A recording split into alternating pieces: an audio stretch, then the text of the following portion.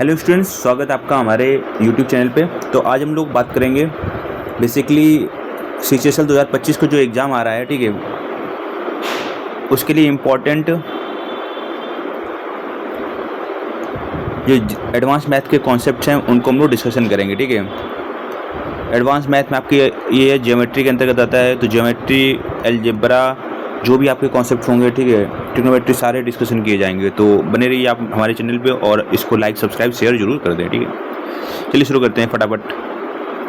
देखो, पहला हमारा जो पॉइंट है, कह रहा है कि त्रिभुज की भुजाएं के लंब समद्विभाजक होते हैं, एक ही बिंदु से होकर गुजरते हैं। ठीक है, तो लंब समद्विभाजक क्या होते हैं? सामने वाली भुजा पे 90 डिग्री और सामने वाली भुजा को दो इक्वल पार्ट में डिवाइड करते हैं। ठीक है, तो एक ही बिंदु से होकर गुजर रहे हैं। ठीक है, ये इसको ओ मान लो, OE, OF, OD। ठीक है, अब तो किसी त्रिभुज के जो लंब समद्विभाजक जिस बिंदु पर मिलते हैं उसे त्रिभुज का क्या कहते हैं? परिकेंद्र कहते हैं। ठीक है, तो जिस बिंदु पर ये मिलेंगे इसको क्या बोलते हैं? परिकेंद्र। सर्कम सेंटर ही बोलते हैं इंग्लिश में। ठीक है, इंग्लिश में क्या बोलते हैं इसको? Circum centre. ठीक है, यहाँ से होकर एक आपका सर्कल बन सकता है। ठीक है, जब सर्कल बन जाएगा तो समझो आराम। तो ये पॉइंट अगर O है तो OA, OB और OC आपस में क्या हो जाएंगे? इक्वल हो जाएंगे। रेडियस होगी ना, ठीक है, ये क्या होगी? रेडियस होगी, तो आपस में इक्वल हो जाएंगे। तो OA equal to OB equal to OC हो जाएगा। समझ में आ गया? त्रिभुज के परिकेंद्र शीर्षों से समान दूरी पे होते हैं। क्यों होते हैं मैंने बता दिया है कॉन्सेप्ट। ठीक है, आगे देखो रहा इंपॉर्टेंट पॉइंट है। ठीक है, कह रहा है कि समबाहु त्रिभुज का जो लंब केंद्र होता है, अंतः केंद्र होता है, मध्य केंद्र या गुरुत्व केंद्र, या इसको मीडियन भी बोलते हैं। ठीक है, मीडियन वाला जो सेंटर होता है, ठीक है, गुरुत्व केंद्र, ये सब परिकेंद्र, ये सब क्या होते हैं? एक ही बिंदु पर होते हैं। ठीक है, समकोण त्रिभुज का जो परिकेंद्र होता है वो कर्ण का मध्य बिंदु होता है। तो अगर ये 90 डिग्री का एंगल है, ठीक है, और समकोण त्रिभुज है तो उसका परिकेंद्र होगा वो क्या होगा?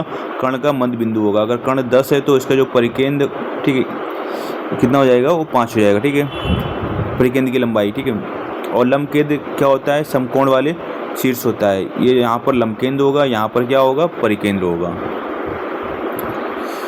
आगे बात करते हैं मिड पॉइंट थ्योरम की, इंपॉर्टेंट है। ठीक है, कह रहा है किसी त्रिभुज की दो भुजाओं के मध्य बिंदुओं को मिलाने वाली रेखा तीसरी भुजा के समांतर एवं आधी होती है। ठीक है, तो इसकी कंडीशन ही यही है कि त्रिभुज की जो दो भुजाओं के मध्य बिंदु, अगर मध्य बिंदु को मिला दिया, यानी AB है उसका मध्य बिंदु D है और AE है उसका मध्य बिंदु E है, तो D और E आपस में मिल गए तो इसका मतलब DE लाइन होगी वो BC के पैरेलल, उसकी आधी हो जाएगी। ठीक है, तो DE parallel BC, DE half BC हो जाएगा।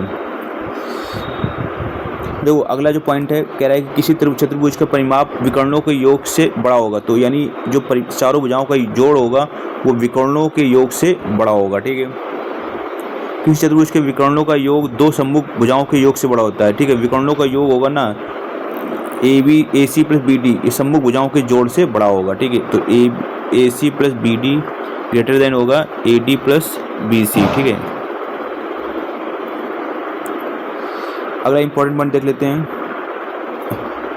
कह रहा है कि ABCD एक समलंब चतुर्भुज है। ठीक है, अगर ABCD आपका क्या है? एक समलंब चतुर्भुज है। समलंब चतुर्भुज की खासियत क्या होती है? आमने सामने साइड्स पैरेलल होती हैं। ठीक है, और E और F क्या है? मध्य बिंदु है।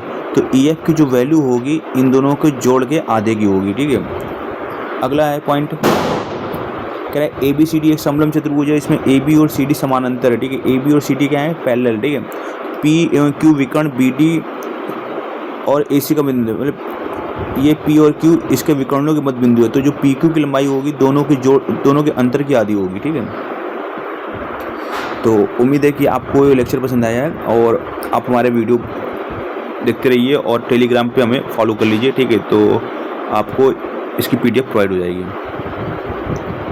चलिए मिलते हैं नेक्स्ट वीडियो पे इंपॉर्टेंट पॉइंट्स के साथ।